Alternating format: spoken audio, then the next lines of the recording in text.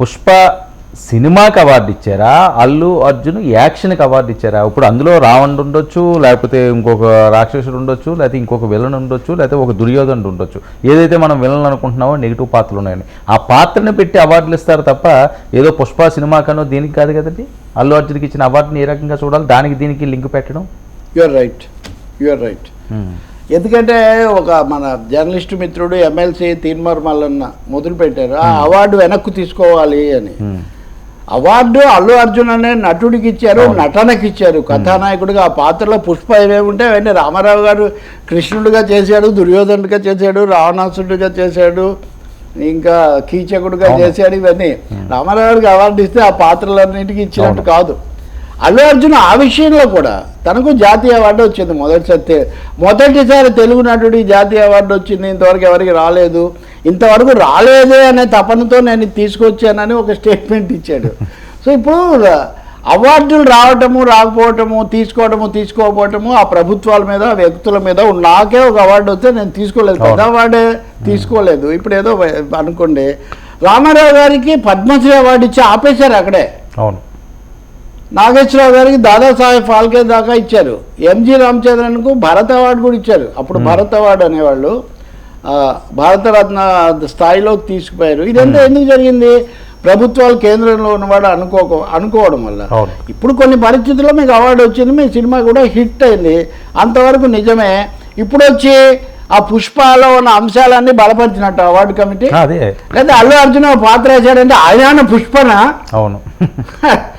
ఇప్పుడు ఆయన పుష్ప కాదు అది, అదేదో గ్యాప్ ఇచ్చారంటే గ్యాప్ ఇవ్వలేదు, వచ్చింది అన్నట్టుగా అవార్డు వచ్చింది ఆయనకు. అంతేగాని ఆ కథ అంతా కాదు. ఆ మాట్లాడే మిత్రులు తెలుసుకోవాలి పోలీసు కథలు. రెండవది అంటే తెలివైన వాళ్ళే, నేను ఇందాక స్క్రిప్ట్ అన్నట్టుగా పుష్ప 3వ భాగం ఉందని ప్రకటించారు ఇప్పుడు. అవును. కాబట్టి మీరు పుష్ప 2 గురించి ఏదైనా మాట్లాడేది ఏ సందేశం అంటే లేదు, 3వ భాగం వస్తుంది, మేము ఫైనల్గా ఏం చెప్తామో మీరు అందులో చూడండి అని చెప్పే ఒక అవకాశం కూడా ఉంది. 3వ భాగానికి కూడా 1000 కోట్లు వస్తే 4వ భాగం తీసే అవకాశం కూడా ఉంది. అవును. అంటే విషయాలు కళ్ళ ముందు అప్పటికప్పుడు మాట్లాడితే ఒక విధంగా ఉంటాయి, వాటి లాంగ్ టర్మ్ కంటిన్యూషన్ వేరే ఉంటుంది. Definitely you're absolutely right. Here Allu Arjun is awarded not Pushpa 2 or the smuggler of red sand. స్మగ్లర్ను వాళ్ళేమో అవార్డు ఇవ్వలేదు. అమితాబ్ బచ్చన్ గారికి ఇస్తే దివార్ తీశాడు, హాజీ మస్తాన్ అనే స్మగ్లర్ కథ, అది పెద్ద అల్లు అర్జున్ అమితాబ్ని ఎక్కడికో తీసుకుపోయింది. అందుకని ఆనంద్లో అమితాబ్కి ఇచ్చినట్టు ఇంకోటి అది సెన్సేషనల్ హిట్ అయింది. సార్ పాత్రలో ఇదేనండి సార్ పెద్ద సమస్య మీరు తెచ్చింది. పాత్ర వేరు, కథ వేరు, రాజకీయాలు వేరు, కుటుంబాలు కులాలు వేరు, ఆంధ్ర తెలంగాణలు వేరు. వీటన్నిటినీ కలగాపులగా చేసి రుబ్బి కన్ఫ్యూజ్ చేస్తున్నారు ప్రజలను. Yes, Allu Arjun is an energetic star, ఎవరైనా ఒప్పుకుంటారు. సుకుమార్ ఏమన్నాడు ఉదాహరణకు, ఈ సినిమా దర్శకుడు ఈ సినిమా కంటే ముందు రామ్ చరణ్తో రంగస్థలం తీసి ఒక కొత్త వరవడి సృష్టించి తమిళియన్ రస్టిక్ రియాలిటీని తెలుగు సినిమాలో కూడా ప్రవేశపెట్టి ఇదే మాట అన్నారు చిరంజీవి. ఈ ఫెల్ట్ వెరీ హ్యాపీ. సో ఆయన ఏమన్నాడు, సుకుమార్ రామ్ చరణ్కి అప్పుడు వస్తుంది అనుకున్నారు అందరు కూడా. ఎందుకంటే ఆ పాత్ర అదంతా వినపడని పాత్ర, తండ్రి, ఇదంతా అయింది. సినిమా కూడా బాగుంటుంది. సోషల్ జస్టిస్ అని ఒక థీమ్ మీద తీసింది, కానీ దానికి రాలేదు, దీనికి వచ్చింది. కానీ నెక్స్ట్ టైం ఈయనకు కూడా వస్తుంది అని. ఇప్పుడు ఈయనకు కూడా వస్తే ఇంకో హీరోకి వచ్చింది, మంచిదని మనం అభినందించవచ్చు.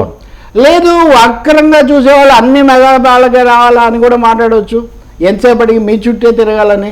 సరే, అక్కడ శ్రమ లేదా, అక్కడ కష్టం లేదా, వాళ్ళు అవన్నీ చేయలేదా? ఒక 3-4 ఏళ్ళు శ్రమపడి ఊరికినే ఏం రాదు సార్, ఏది ఊరికినే రాదు. నేను చెప్పదలుచుకుంది ఒకటే, సీతక్క అనడం నాకు మరీ ఆశ్చర్యం. ఎందుకంటే ఆమె మావోయిస్ట్ నేపథ్యం నుంచి వచ్చినటువంటి వ్యక్తి. పోలీసులు, ఎన్కౌంటర్లు, మానవ హక్కులు, ఈ చాలా సమస్యలు ఉన్నాయి. అయితే ఒకటి, పోలీసులు కూడా ప్రజల్లో భాగమే. నీతో వస్తాను పోలీస్ అన్న ఏదో పాట ఉండేది. కాకపోతే అల్లు అర్జున్ మాటల వల్ల పోలీసులు ఇక్కడ మేము విలన్లమా, మేము చెప్పినా కానీ మీరు ఇలా చేస్తారా, ఎంతో కొంత లీనియంట్ యాటిట్యూడ్ తీసుకున్నందుకే బయటకు వచ్చాడు, తీసుకున్నందుకే కేసులో బెయిల్ ఇది బయటకు వచ్చారు. A2 A11గా ఎందుకు A2 కన్నా కూడా పెట్టుకొని చేయొచ్చు కదా, లేదా ఇంకోటి కూడా పెట్టొచ్చు కదా. కానీ ఫోకస్ అంతా A11 మీదకి వెళ్ళింది కదా సార్, ఇంక వేరేది అసలు పేరు ఎక్కడ వినిపించట్లేదు. అంటే రెండు విషయాలు ఉన్నాయి. ఒకటి విచారణ క్రమంలో అలాగే ఉండాల్సిన అక్కర్లేదు. రెండోది ఏంటంటే కాజ్ ఆఫ్ ది స్టాంపేడ్ ఆయన అక్కడికి వెళ్ళటం అనేది ఒకటి ఉంది కదా ఇక్కడ ముఖ్యమైన అంశం. రెండో చర్చ కూడా దాని చుట్టూ జరుగుతుంది కదా. కాబట్టి ఎవరిని ముందు ఎవరిని వెనుక అన్నది ఇదే ఆర్డర్లో చేయాలని ఏమి ఉండదండి. ఓకే, ఇదే ఆర్డర్లో చేయాలని ఏమి ఉండదు. అసలు ఇంకో మాట అడుగుతాను వర్మ, నేను మిమ్మల్ని, సల్మాన్ ఖాన్ లేదా సంజయ్ దత్ ఎన్ని రోజులు ఉన్నాడు? ఇప్పుడు ఒక 24 గంటలు కూడా కాకుండానే ఈ సీన్ను మరీ ఎక్కువగా పండించాలనుకోవడం వల్ల ఇంత పరిస్థితి వచ్చింది. కానీ లేకపోతే కారులో కూర్చోబెట్టుకొని జీప్లో వాళ్ళు తీసుకుపోయి అక్కడ కూర్చోబెట్టి ఒక 24 గంటల్లో ఇట్లాంటివి మామూలుగా సైలెంట్గా లోకీలో జరిగేవి. ఊహించని విధంగా ఇది వెళ్ళిపోయింది కదా. ఊహించని అదే హైప్, ప్రతి దాన్ని హైప్ చేయాలి. నేను ఇందాక అన్నాను కదా, క్రౌడ్స్ కాంట్రవర్సీస్ దోహదం చేస్తాయి అనే ఒక ఆలోచన కూడా దీని వెనక ఉంది. ఇప్పుడు ఆ రెండో రోజు అంత విజయోత్సవం కూడా అటువంటిదే. అంతమంది బారులు కట్టి వచ్చి చేయాల్సిన అంత లేదు. ఫోన్లో కూడా అభినందించవచ్చు. అంటే సాలిడారిటీ. ఇప్పుడు ఏమైంది ప్రశ్న, నిజానికి అక్కడ చనిపోయిన ఘటనకు దీనికి ఏం సంబంధం లేదు. కానీ చనిపోయిన వాళ్ళకు సంఘీభావం చెప్తా సానుభూతి చూపిస్తారా? అప్టాలో 14 గంటలు మాత్రం లోపల ఉంటే ఆ వ్యక్తికి సంఘీభావం అని అడిగే ఒక అవకాశం ఇచ్చారు, రేవంత్ రెడ్డికి లభించింది. ఇప్పుడు వీళ్ళు పరిశ్రమ పెద్దలు మేము వస్తాం అన్నప్పుడు నన్ను అడిగితే, ఒక శ్రేయోభిలాషిగా అడిగితే తర్వాత కలుద్దాంలేండి, ఇప్పుడు ఏముంది ఇంకా ఈ కేసు ఇది కావాలి కదా అని వీళ్ళు చెప్పుండొచ్చు. ఆలోచన వాళ్ళకి లేదు, ఇది మొదటి నుంచి లేదు. ఇప్పుడు మీరు అదే కదా, మీరు ఆ రెండో కేసు కూడా సమాంతరంగా మీరు చూస్తే మన మోహన్ బాబు కేసు కూడా మాట్లాడాం. ఆయన ఏం తక్కువ, ఆయన చాలా సినిమాలు, బట్ ఆయన కొంచెం వ్యక్తిగతంగా ఆయన అక్కడ వాళ్ళ మీద దౌష్ట్యం చేశాడు అనేది ఆయన మీద ఉన్నటువంటి వ్యవహారం. కానీ ఆయనకు కూడా మీడియా వాళ్ళంటే అక్కడ ఏం లెక్కలేదు, పబ్లిక్ అంటే దాని మీద గురించి ఏం లేదు. ఆఖరికి కొడుకే కేసు పెడుతున్నాడు. ఇప్పుడు మీరు లాజిక్ యాజ్ 2 sides అని లాజిక్ చాలా ఉంటుంది. ఇప్పుడు ఆయన కూడా బెయిల్ రద్దు చేశారు, బెయిల్ ఇవ్వమని నిరాకరించారు.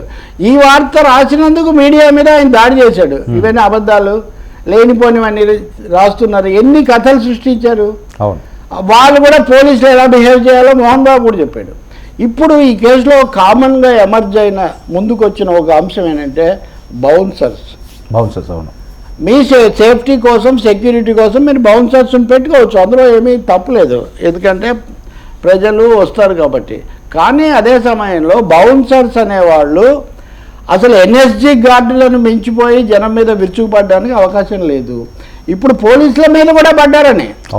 ఇప్పుడు ఎంతవరకు అల్లు అర్జున్ను కాపాడడానికి బౌన్సర్లే, కానీ అల్లు అర్జున్కు ప్రజలకు లేదా పోలీసులకు మధ్యలో వాళ్ళకు ఇనుప గోడలాగా మారిపోయి అది చచ్చిపోయారండి. ఇక్కడ ఉండడం ఆయన భద్రతకు మంచిది కాదండి, ఆయన వెళ్ళిపోతే మంచిది కాదని మేము చెప్తాం. కంప్లీట్ గా వాళ్ళు రౌండ్ అప్ చేసి ఇప్పుడు కాదండి, పోలీసులను కూడా కాదనే స్థితికి బౌన్సర్లు వెళ్ళిపోతే ఇంకా లా అండ్ ఆర్డర్ క్వశ్చన్స్ ఎలా వస్తాయి? ఇది అల్లు అర్జున్ ప్రశ్నే కాదు ఇది. ఇప్పుడు మోహన్ బాబు ఇంటి దగ్గర కూడా అదే, మీరు బౌన్సర్లను వెంటనే దీంట్లో అదుపులో పెట్టండి అని పోలీసులు చెప్పాల్సి వచ్చింది. సో ఇక్కడ celebrity security should not become a hindrance to public security or police authority. Police అథారిటీని మించి సెలబ్రిటీ సెక్యూరిటీ ప్రైవేట్ సెక్యూరిటీ అయితే ఈ ప్రశ్నలన్నీ ఘటన ముందుకు తీసుకొని వచ్చింది.